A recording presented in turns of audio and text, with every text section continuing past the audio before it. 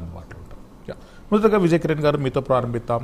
YS Jaganmohan Reddy గారు అమరావతి చుట్టూ ఆయనకున్నటువంటి అన్ని విద్యలను ఉపయోగించి రాజకీయాలను రసవత్తరంగా మార్చేందుకు ప్రయత్నం కొనసాగిస్తున్నారు. ఎట్లా స్పందిస్తారు? రీసెంట్లీ వైఎస్ఆర్సీపీ వ్యాఖ్యలు, అమరావతికే అన్ని అప్పులు తెస్తున్నారు, ప్రపంచ బ్యాంకుల నుండి కానీ ఇతర సంస్థల నుండి కానీ కేవలం అమరావతికే అన్ని డైవర్ట్ అవుతున్నాయి అనేటటువంటి అంశంతో వివాదాస్పదమైనటువంటి వ్యాఖ్యలు చేస్తారు. ఎట్లా స్పందిస్తారు విజయ్? ముందుగా మీకు, ప్యానెల్ సభ్యులకి, ప్రేక్షకులకి, ప్రేమైన యాజమాన్యానికి అందరికి కూడా నమస్కారం అండి. సార్, ఇప్పుడు పూర్తిగా మారిన చంద్రముఖి అంటారు. అంటే జగన్మోహన్ రెడ్డి గారు మొన్నటి వరకు ఒక మాట మాట్లాడాడు. ఎప్పుడు అధికారం రాకముందు పాదయాత్ర చేసేటప్పుడు నేను ఖచ్చితంగా అమరావతి ప్రాంతంలో రాజధానిగా ఏదైతే చెప్తా ఉన్నారో దాంట్లోనే రాజధాని ఆంధ్రప్రదేశ్కి కంటిన్యూ అవుతూ ఉంటుంది, దానికి సంబంధించి నేను కూడా ఇగో ఇల్లు కట్టుకుంటా ఉన్నాను అని చెప్పి ఇల్లు కట్టుకొని గృహప్రవేశం చేసుకొని రోజాగి కూజా ఇట్లాంటి వాళ్ళు అందరూ వచ్చి అసలు మా నాయకుడు చూడండి ఏ విధంగా ఇల్లు కట్టాడో మాకు అది ఇది అని చెప్పి సరే ప్రజల్ని నమ్మబలికి అమరావతి రాజధాని అనేటువంటి దానిపైన ఎన్నికలకు వెళ్ళినటువంటి పరిస్థితి. ఆ సమయంలో ప్రజలు ఒకసారి మోసపోయినటువంటి సందర్భంలో అసెంబ్లీలో ఏ అసెంబ్లీలో అయితే అమరావతి రాజధానిగా ఉంచండి, 30-40 వేల ఎకరాలతో పెద్ద రాజధాని పెట్టండి, చిన్న రాజధాని పెట్టి మళ్ళీ దాన్ని ఇబ్బందికరమైన పరిస్థితి, బ్రాండ్ ఇమేజ్ లేకుండా చేయొద్దు అని చెప్పినటువంటి ఆ జగన్మోహన్ రెడ్డి గారే సడన్గా all of sudden A model అయితే ప్రపంచవ్యాప్తంగా సక్సెస్ కాలేదో, ఏ మోడల్ ద్వారా ఆయా దేశాలు రాష్ట్రాలు ఇబ్బంది పడ్డాయో చివరికి వాళ్ళ నిర్ణయాన్ని పునర్సమీక్షించుకొని ఒకటే రాజధానిగా పెట్టుకున్నటువంటి పరిస్థితిలో చివరికి ఆయన చెప్పినటువంటి మాట 3 రాజధానులు. 3 రాజధానులు కూడా ఏం చేశారు? 3 రాజధానులు అంటే ఏం చేయాల, 3 రాజధానులు అనేటువంటి మాట మాత్రమే చెప్పారు.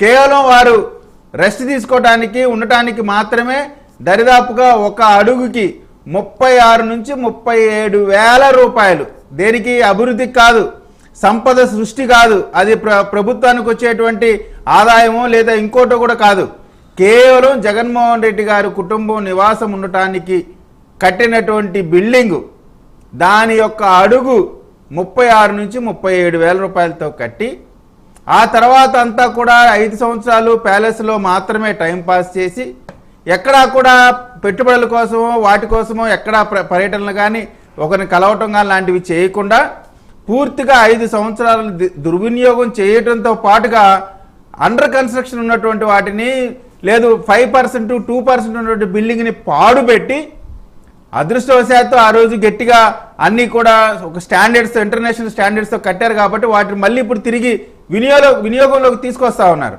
అదే వీళ్ళలాంటి మెంటాలిటీతో ఉండి పిచ్చి పిచ్చి బిల్డింగ్లు కట్టి ఉంటే ఇప్పుడు అవి నివాసయోగ్యంగా కూడా ఉపయోగపడే కాదు, వాటన్నిటిని మళ్ళీ కూలగొట్టాల్సినటువంటి పరిస్థితి వచ్చేది.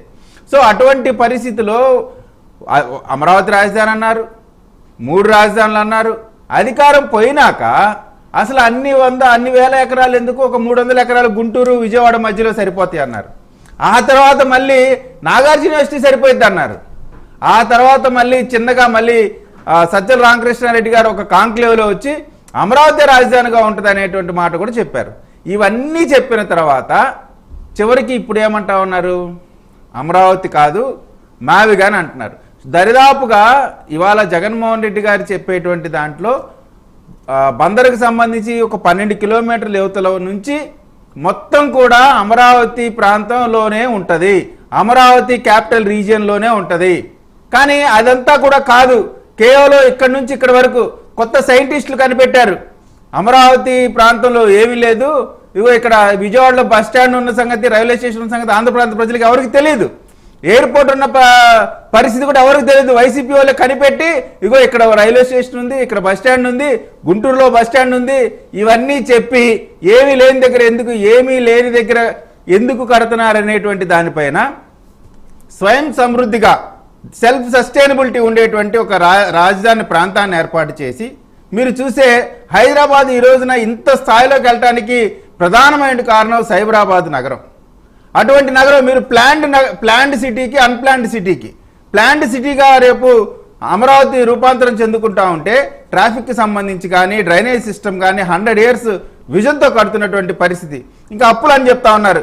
పూర్తిగా నేను చెప్తా ఉన్నానండి, అప్పులకు సంబంధించి అన్ని కూడా తప్పుడు మాటలు చెప్తా ఉన్నారు. As Vijayakiran, World second round లో మీతో తీసుకుంటాను. మనతో పాటు రేగిడి లక్ష్మారావు గారు ఉన్నారు, వైఎస్ఆర్సీపీ అధికార ప్రతినిధి.